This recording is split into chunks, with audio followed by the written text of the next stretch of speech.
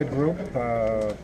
As I was stating to the other reporter, I think that the group is a very diverse group. It represents different facets of the community. There's three of us here from law enforcement. There's a prosecuting attorney, there's elected officials, there's college professors, and we all have a different perspective.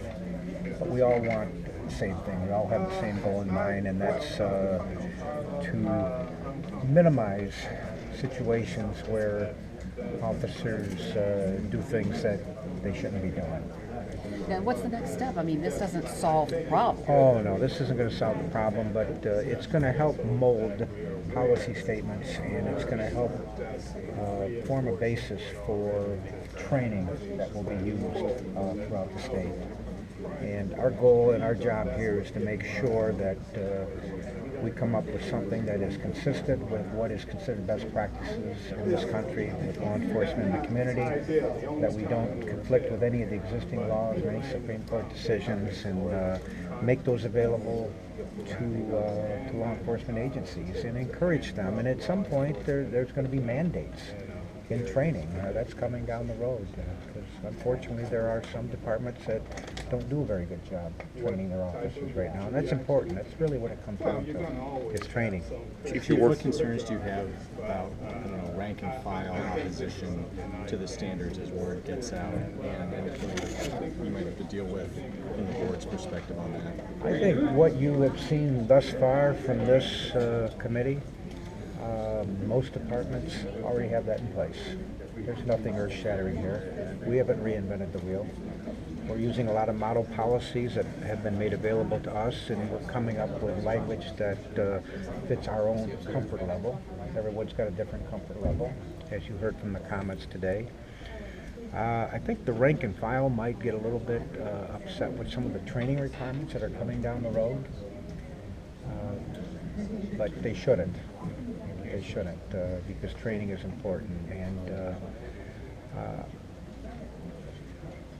I think for the most part everyone wants the same thing, and I don't see any resistance coming from the rank and file.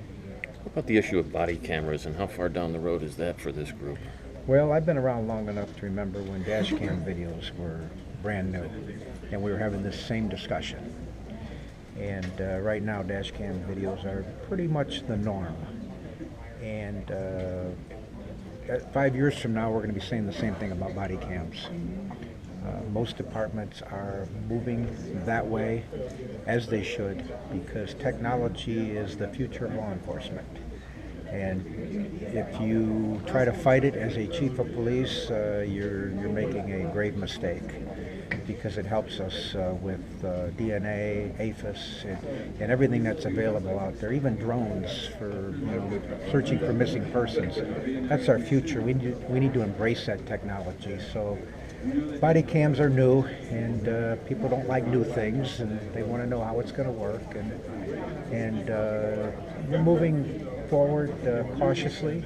We're looking at policies. We're trying to cover all the issues before we implement it. The department that I represent, we want a system that is compatible with our dash cam video system. We don't want officers to have to carry two microphones, two different systems. So 5 years from now, it's going to be the norm. And I think officers coming out of the academy accept that, and they really want it, because it's going to help them do their jobs better. It's a great tool. Will body cam requirements come from this board or the legislature? Do you know which direction it's going to come from? It could. I've seen some proposed legislation that would mandate it. Some cities are doing it. I don't know of any states that have done it just yet. There may be a couple out there. But everybody's kind of sitting back and looking at it cautiously. Some are moving a little quicker than others. There wasn't a lot of discussion during the original task force that started in January over the mandated use of body cams. Everyone recognizes them as a great tool, something that we need to consider making available. And of course, the cost of body cams is a huge issue.